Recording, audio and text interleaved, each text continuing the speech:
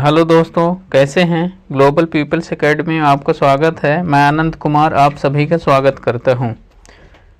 तो आज हम बाल विकास एवं शिक्षा शास्त्र प्रैक्टिस सेट 10 देखेंगे। पिछले वीडियो हमारा प्रैक्टिस सेट 9 अपलोड हो चुका है ग्लोबल पीपल्स एकेडमी में, आप वॉच कर सकते हैं। और ये मध्य प्रदेश शिक्षक भर्ती पात्रता परीक्षा 2020 के लिए इम्पोर्टेंट है। तो चलिए पहला प्रश्न देखते हैं। मानसिक आयु को प्रत्यय दिया था। मानसिक आयु को प्रत्यय दिया था, किसने दिया था? बीने साइमन ने, स्टार ने, टर्मन ने, सिरिल बार्ट ने।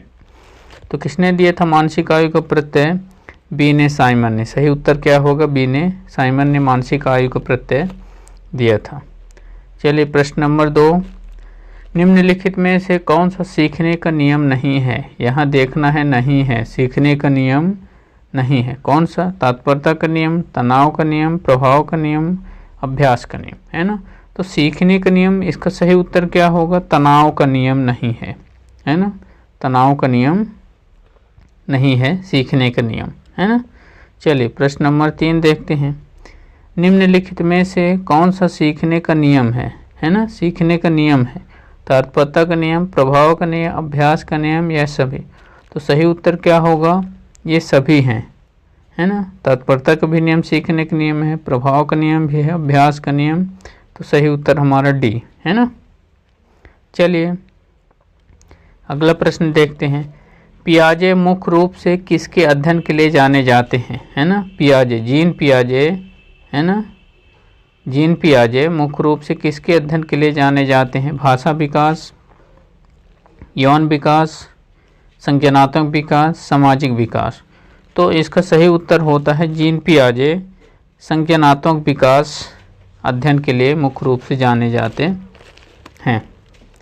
चलिए अगला प्रश्न। आपने चिंतन में अवधारणात्मक परिवर्तन लाने हैं तो शिक्षार्थियों को सक्षम बनाने के लिए शिक्षक को क्या करना चाहिए? आपने चिंतन के अवधारणात्मक परिवर्तन लाने हेतु शिक्षार्थियों को सक्षम बनाने के लिए शिक्षक को क्या करना चाहिए, है ना।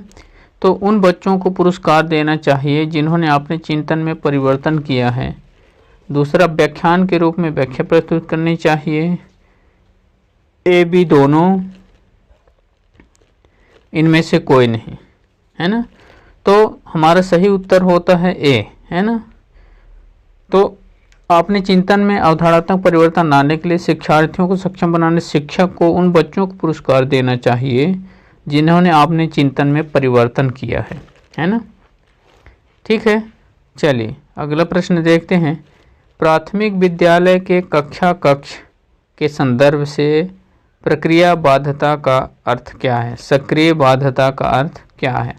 याद करना और सुनना, शिक्षा का अनुकरण करना, नकल करना, जांच पड़ताल करना, प्रश्न पूछना और बात विवाद करना, शिक्षक द्वारा दिए गए उत्तरों की नकल करना। तो इसका सही उत्तर होगा सी, है ना। जांच पड़ताल करना, प्रश्न पूछना और बात विवाद करना, है ना। चलिए अगला प्रश्न देखते हैं। बच्चे तक सर्वाधिक सृजनशील हैं। बच्चे सर्वाधिक सृजनशील हैं जब वे किसी गतिविधि में भाग लेते हैं। शिक्षक की डांट से बचने के लिए बच्चे तब, है ना, सर्वाधिक सृजनशील हैं जब वे किसी गतिविधि में भाग लेते हैं। शिक्षक की डांट से बचने के लिए दूसरों के सामने अच्छा करने के दबाव में आकर अपनी रुचि से पुरस्कार के लिए। तो इसका सही आंसर क्या होगा? दूसरों के सामने अच्छा करने, है ना, के दबाव में आकर, है ना, बच्चे सृजनशील होंगे। चलिए अगला प्रश्न देखते हैं। भारत की अधिकांश कक्षाएं बहुभाषी होती हैं, इसे शिक्षक द्वारा के रूप में देखा जाना चाहिए, है ना। तो भारत की जो कक्षाएं, अधिकांश कक्षाएं हैं बहुभाषी होती हैं, बहुत सारी भाषाओं का प्रयोग किया जाता है। तो शिक्षक द्वारा किस रूप में देखा जाना चाहिए? परेशानी, समस्या, संसाधन और बाधा। तो किस रूप में देखना चाहिए? संसाधन, है ना। सही उत्तर क्या होगा? संसाधन, है ना। चलिए अगला प्रश्न देखते हैं। शिक्षार्थियों द्वारा की गई गलतियां और त्रुटियां, है ना। शिक्षार्थियों द्वारा की गई गलतियां और त्रुटियां हैं। बच्चों को कमजोर या उत्कृष्ट चिन्हित करने के अच्छे अवसर हैं। शिक्षक और शिक्षार्थियों की असफलता के सूचक हैं। उनके चिंतन को समझने के अवसर के रूप में देखी जानी चाहिए। कठोरता से निपटाए जाने चाहिए। तो इसका सही उत्तर क्या होगा? सी, है ना। उनके चिंतन को समझने के अवसर के रूप में देखी जानी चाहिए। सही उत्तर सी होगा 9 का। चलिए अगला प्रश्न है, डांट के विचार के बच्चे सक्रिय ज्ञान निर्माता तथा नन्हे बच्चे वैज्ञानिक हैं जो संसार के बारे में अपने सिद्धांतों की रचना करते हैं। तो किसका विचार है, किस वैज्ञानिक का विचार था कि बच्चे सक्रिय ज्ञान निर्माता तथा नन्हे वैज्ञानिक हैं जो संसार के बारे में सिद्धांतों की रचना करते हैं? स्किनर का, पावलोव का, जुंग का, पियाजे का। तो इसका सही उत्तर क्या होगा दोस्तों? पियाजे, है ना, डी। इसका पियाजे के विचार था, है ना। चलिए अगला प्रश्न नंबर 11, बाल केंद्रित शिक्षा शास्त्र का अर्थ है क्या है? बच्चों की नैतिक शिक्षा देना, बच्चों को शिक्षक का अनुभव, अनुमान और अनुकरण करने के लिए कहना, बच्चों की अभिव्यक्ति और उनकी सक्रिय भागीदारी को महत्व देना, इनमें से कोई नहीं, है ना। तो 11 का हमारा सही उत्तर क्या होगा? सी, बच्चों की अभिव्यक्ति और उनकी सक्रिय भागीदारी को महत्व देना ही बाल केंद्रित शिक्षा का अर्थ है। चलिए 12 प्रश्न देखते हैं।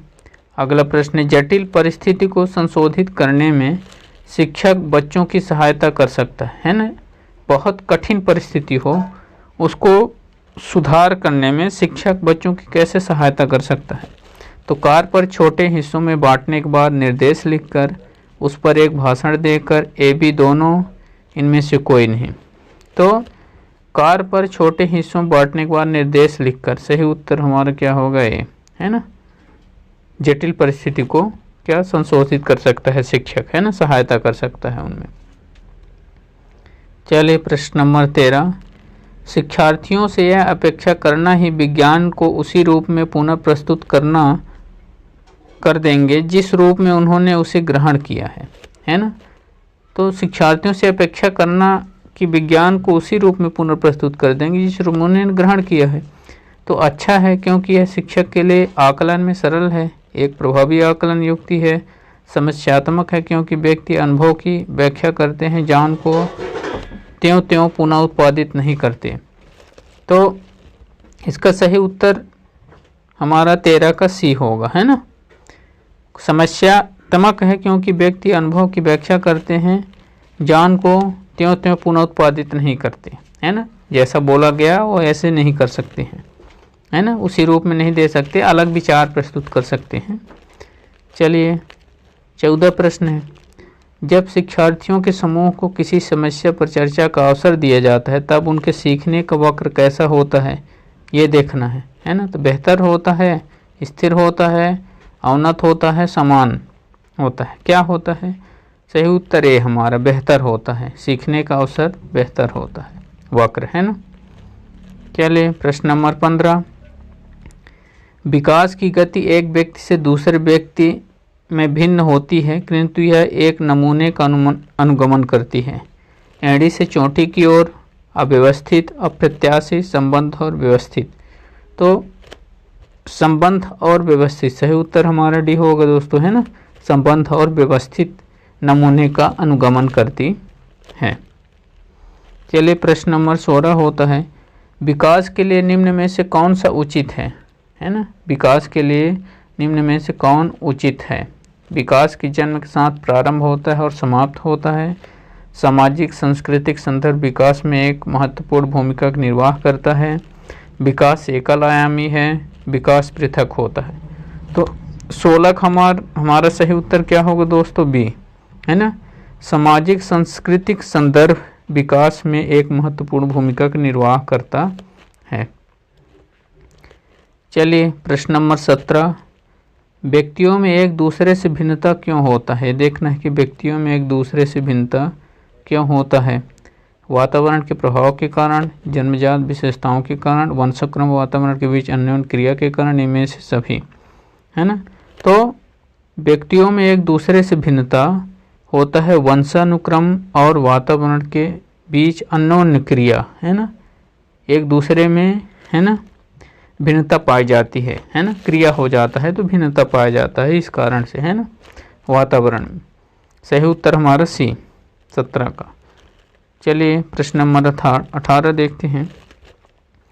बच्चों के समाजीकरण में परिवार की भूमिका निभाता है। कौन भूमिका निभाता है? परिवार भूमिका निभाता है ना। बच्चों के समाजीकरण परिवार भूमिका निभाता है। कैसा भूमिका निभाता है? कम महत्वपूर्ण, रोमांचकारी, मुख्य और गौण, है ना। तो मुख्य रूप से भूमिका निभाता है। सही उत्तर हमारा सी होगा, है ना, मुख्य रूप से, है ना, परिवार मुख्य रूप से भूमिका निभाता है।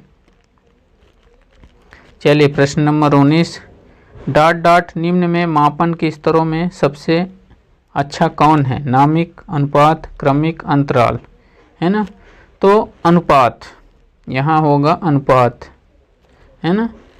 सही उत्तर हमारा भी होगा अनुपात निम्न में मापन के स्तरों में सबसे अच्छा होता है। चलिए अंतिम क्वेश्चन दोस्तों, अंगूर खट्टे हैं का डॉट उदाहरण है ना। दमन, प्रतिगमन, युक्तिकरण, प्रतिक्रिया निर्माण। तो इसका सही उत्तर क्या होगा दोस्तों? अंगूर खट्टे हैं युक्तिकरण का उदाहरण है ना, सी सही उत्तर होगा। ये वीडियो कैसा लगा दोस्तों?